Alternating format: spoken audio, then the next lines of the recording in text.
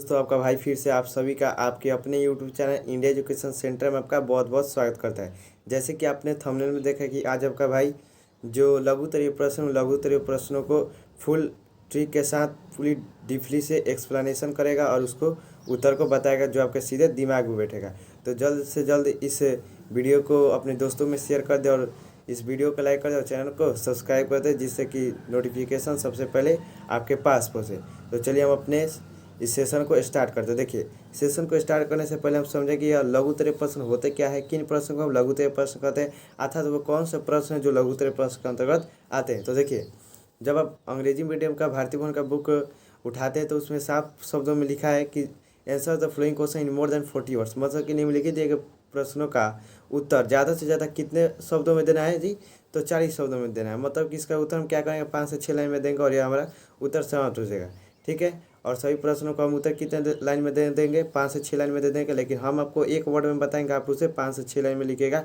आप मेरे साथ बने रहिए और ट्रिक को समझते रहिए। चलिए हम अपने प्रश्नों को देखते हैं। तो चलिए हमें जो पहले प्रश्न को देखते हैं, शोषण सजीवों के लिए अर्थात जीवों के लिए क्यों अनिवार्य है, क्यों आवश्यक है। वो मान के चलिए कि अपने भाषा में कहा जाता है कि शोषण कोनो जीव में काहे खातिर होखेला आ काहे ओकर होखल जरूरी बा। ठीक बा, तो हमनी के एक और उत्तर देखा था, इसका मतलब हम इसका उत्तर समझते हैं। तो उत्तर में लिखिएगा कि श्वसन सजीवों के लिए अनिवार्य है, जिसके निम्नलिखित कारण जो इस प्रकार से है। ठीक है, किसी भी उत्तर को लिखने का एक तरीका होता है, आप उस तरीका को भी इस नोट्स में देख सकते हैं मैंने किस प्रकार से लिखा है। ठीक है, उस तरह से ही आपको एग्जाम में सजा कर लिखना है। यदि आपका राइटिंग अच्छा है, आप प्रश्नों का उत्तर सजा कर लिख कर आते हैं एग्जाम में, तो आपका 100 में 100 मार्क्स मिलता है। मतलब कि 5 नंबर का ये क्वेश्चन आएगा तो आपको 5 नंबर मिलेगा। आप लोग यही गलती करते हैं कि क्वेश्चन को सजा कर नहीं लिखते हैं, लिखने के लिए उत्तर ठीक लिखते हैं लेकिन सजा कर नहीं लिखते। आप क्या कीजिएगा, डायरेक्ट इसका उत्तर मार दीजिएगा। जैसे मैं पहला में लिखा हमने सजीवों के शरीर में ऊर्जा के उत्पादन के लिए अनिवार्य श्वसन है, यह लिख दीजिएगा, और दूसरा जो है वो वाला लिख दीजिएगा।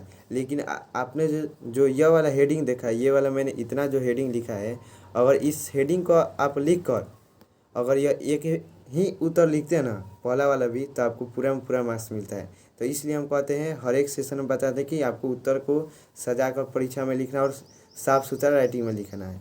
ठीक है, तो चलिए हम इसके उत्तर को देखते हैं। एकदम आसान भाषा में जानेंगे, एकदम ट्रिक से जानेंगे। तो देखिए, श्वसन के मतलब जानते हैं कि ऊर्जा का निर्माण होता है जीवों में। तो मान के चलिए कि कोई जीव है, उसमें ऊर्जा का उत्पादन नहीं होगा तो वो अपना दैनिक कार्य कर पाएगा जी, नहीं कर पाएगा। मतलब कि श्वसन जीव के लिए अनिवार्य है, क्यों अनिवार्य है, ऊर्जा के उत्पादन के लिए। तो इसका पहला उत्तर क्या होगा, मतलब इसमें पहले लिखेंगे ऊर्जा उत्पादन के लिए। दूसरा क्या होगा, तो दूसरा होता है श्वसन के द्वारा ही जो आपको कि ग्लूकोज के ऑक्सीकरण का भी आवश्यक है। मतलब कि ग्लूकोज का हम ऑक्सीकरण कराना है, उसके लिए भी हमारा क्या जी, श्वसन आवश्यक है। ठीक है, तो श्वसन में ऊर्जा का उत्पादन होता है, उसका श्वसन में ग्लूकोज का ऑक्सीकरण होता है, जिसके फल से ऊर्जा का उत्पादन होता है। तो ये दोनों को दोनों बात को लिख दीजिएगा, जिससे कि यह हमारा उत्तर पूरा सटीक हो जाएगा। ठीक है, अब देखिए, जब ग्लूकोज का ऑक्सीकरण नहीं होगा कोई भी जीव में, तो उसके शरीर में शर्करा की मात्रा बढ़ती जाएगी, ग्लूकोज की मात्रा बढ़ते जाएगी। इससे हो सकता है कि उसे शुगर हो जाए, डायबिटीज कहते हैं, मधुमेह रोग कहते हैं, यह हो सकता है। ठीक है, तो इसलिए आपने एक देखा होगा कि जो रामदेव बाबा होते हैं, वो रामदेव बाबा कहते हैं कि आप अनुलोम विलोम कीजिए। मतलब कि लंबी लंबी सांस लीजिए, इस प्रकार से और इस प्रकार से छोड़िए। जब आप लंबी लंबी सांस लेते हैं तो आपके शरीर के अंदर जब आप अनुलोम विलोम करते हैं तो उस समय आपके शरीर में सबसे ज़्यादा ऑक्सीजन जाता है, और जितना ज़्यादा ऑक्सीजन जाएगा उतना ज़्यादा श्वसन के द्वारा ग्लूकोज का ऑक्सीकरण होगा। मतलब ग्लूकोज को तोड़ कर ऊर्जा में बदल दिया जाएगा। इससे क्या होता है, तो आपका ग्लूकोज शरीर में खर्च होते जाता है, जिससे कि आपका मधुमेह रोग से बच सकते हैं। तो ये आपका जो आयुर्वेदिक उपचार होता है मधुमेह का, वो इस प्रकार से होता है, और कितनी सारी औषधियाँ भी है उसका भी उपयोग किया जाता है। इस कॉन्सेप्ट को समझे कि डायबिटीज श्वसन के जरिए किस प्रकार से बचा जा सकता है। तो ये हो गया पूरा सर, ठीक से याद हो गया, अच्छा से समझ में आता है आप क्या बताते हैं। अब देखिए, दूसरा नंबर हो गया श्वसन की परिभाषा लिखा था। श्वसन क्या है, श्वसन से आप क्या समझते हैं, श्वसन को निम्नलिखित रूप से परिभाषित किस प्रकार से करना है आपको बता देना है। तो एकदम आसान भाषा में, श्वसन एक प्रकार प्रक्रिया हम जानते हैं, ये क्या होता है जी, जीवों में होता है। तो कहेंगे जीवों में होने वाली वैसी प्रक्रिया या वह प्रक्रिया जो जीवों में ऊर्जा का उत्पादन करता है उसे हम क्या कहते हैं, श्वसन कहते हैं, या ऊर्जा उत्पादन की क्रिया श्वसन कहलाती है। एक लाइन में सटीक परिभाषा।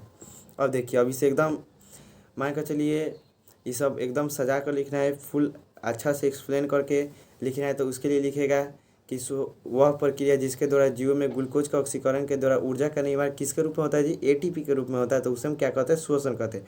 अब देखिए इस परिभाषा को समझिए, ऊर्जा का निर्माण होता है, ठीक है, किसके द्वारा होता है, तो ग्लूकोज का ऑक्सीकरण के फलस्वरूप होता है, और ऊर्जा किसके रूप में बनता है, एटीपी के रूप में बनता है। बस उसी बात को क्या किए, थोड़ा एक्सप्लेन कर दिए अच्छा से, और उसी को परिभाषा के रूप में लिख दिए।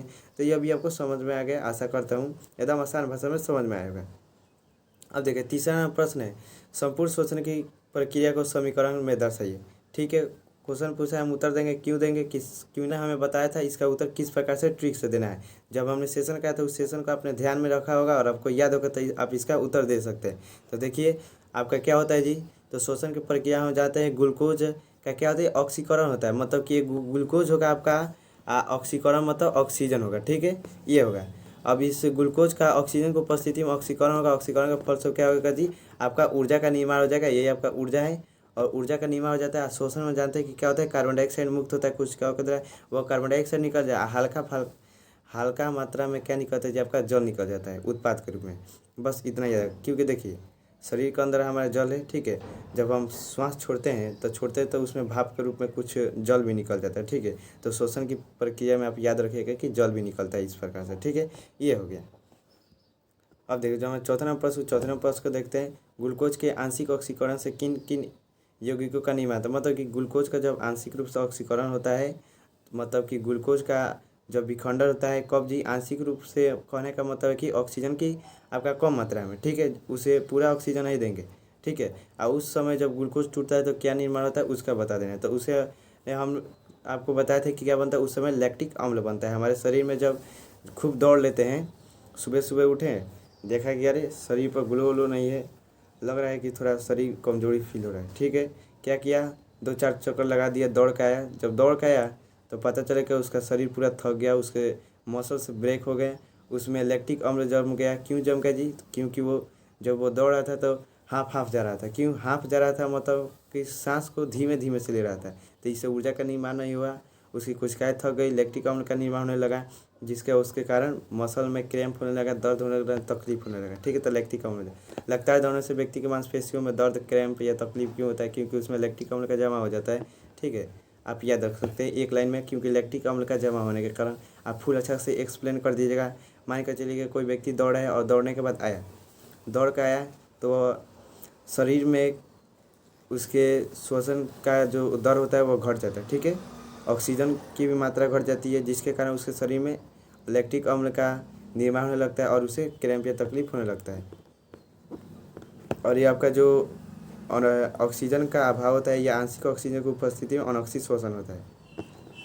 एक वर्ड में लिख सकते हैं आप, ज़्यादा मात्रा में लैक्टिक अम्ल का मांसपेशियों में जमा हो जाता है। हमने एक वर्ड में भी इसका उत्तर लिख दिया, और इसे आप सजा कर लिख सकते हैं बड़े वर्ड में। चलिए अभी ट्रिक से ख़त्म हो गया।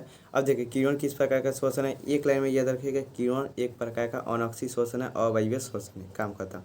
और ये कहाँ होता है, तो आपका ईस्ट नामक एक प्रकार का कॉप होता है, उसी में होता है। तो हो गया। 7वां नंबर प्रश्न में लिखना है कि श्वास नलिका ट्रेकिया क्या है। वाह, कितना आसान क्वेश्चन पूछ दिया, वो भी नहीं तो लघु तरीय प्रश्न में। यह प्रश्न आपके एग्जाम में हमेशा आता है, तो इसको भी रटना ही है। देखो श्वास मतलब श्वास हो गया, मतलब सांस लेना और छोड़ना, श्वास छोड़, ठीक है। नली मतलब नली, ठीक है, मतलब कि वैसी नली जिससे कोई जीव सांस लेता है। जिस नली के द्वारा किसी जीव में श्वसन होता है उसे हम क्या कहते हैं, श्वास नली कहते हैं। आइस यह श्वास नली किस पे पाया जाता है, कीटों में पाया जाता है। इसका परिभाषा अच्छा से सजा कर लिखेगा कि कीटों में पाए जाने वैसे होते हैं, तो छोटी नली का जैसे संरचना जो उनमें श्वसन अंग का काम करता था, सांस लेने और सांस छोड़ने का काम करता है, उसे हम क्या कहते हैं, श्वास नली कहते हैं, ठीक है। कीट क्या करते हैं, तो कीट जो होते हैं श्वास नली के द्वारा श्वास को लेते हैं और छोड़ते हैं, तो उसे हम श्वास नली कहते हैं। ये हो गया। अब देखिए इस परिभाषा को आप क्या कर सकते हैं, एक लाइन में भी लिख सकते हैं, कीटों में पाए जाने वाले श्वसन को श्वास नली कहते हैं, एकदम आसान भाषा में। या एग्जाम्पल में लिख सकते हैं, टीडा होता है, तेलचट्टा होता है, इत्यादि। अब देखिए 8वां प्रश्न में, मछलियों में गिल से क्या अवस्थित है, कहाँ अवस्थित होता है, ठीक है। यहाँ पर मिस्टेक हो गया थोड़ा, प्रश्न यहाँ पर पूछना चाहिए कहाँ, ठीक है, कहाँ अवस्थित होता है, कहाँ उपस्थित होता है, मतलब कि कहाँ पाया जाता है, कहाँ रहेला, ठीक बा, अपना भाषा में कहते। तो मछली का सिर होता है ना, सिर, और उसी सिर के जो पास वाले भाग में, मछली का सिर, इसी सिर के पास वाले भाग में आँख के पीछे में आपका क्या होता है जी, आपका गिल्स उपस्थित रहता है। और कहाँ गिल्स उपस्थित रहता है, किस में रहता है, अगर इस प्रकार से पूछा किस में रहता है गिल्स, तो आप बताइएगा गिल्स कोष्ठ में था एक थैली रूपी संरचना होता है, उसी थैली रूपी संरचना गिल्स पाया जाता है, जिसे हम गिल्स कोष्ठ कहते हैं, इस प्रकार से। खाली पूछा है कहाँ अवस्थित होता है, कहाँ पाया जाता है, मतलब उसका स्थान बता देना है। तो स्थान बता दीजिएगा कि जो मछली का सिर होता है, सिर के पास वाले भाग में आँख होता है, ये सिर होगा मछली का, ये सिर के पास वाला आँख होगा, इसी आँख के पीछे क्या होता है, गिल्स होता है, मतलब गोल्फर होता है। ठीक है, ये हो गया।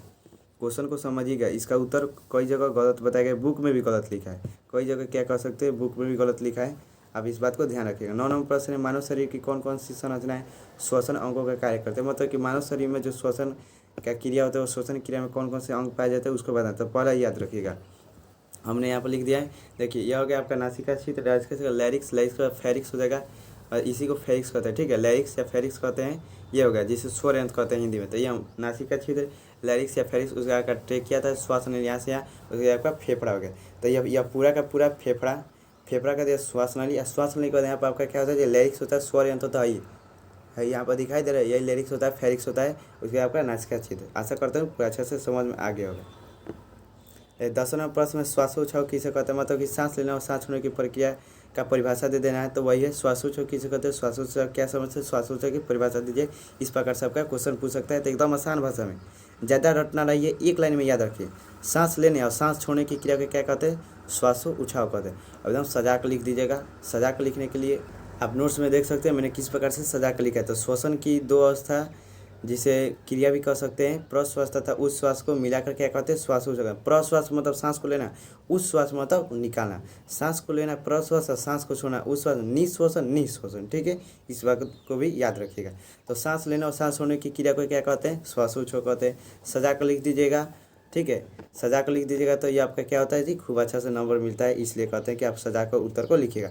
आशा करते हो ये सभी के सभी प्रश्न आपको ट्रिक के माध्यम से पूरे दिमाग में बैठ गया होगा, और आपको इसी सेशन में अभी ही आपका सभी का सभी प्रश्न आपके दिमाग में छप गया होगा, आपको याद हो गया। वीडियो अच्छा लगा तो प्लीज़ वीडियो को लाइक करें, चैनल को सब्सक्राइब करें, दोस्तों में शेयर करें। तब तक के लिए जय हिंद, जय भारत।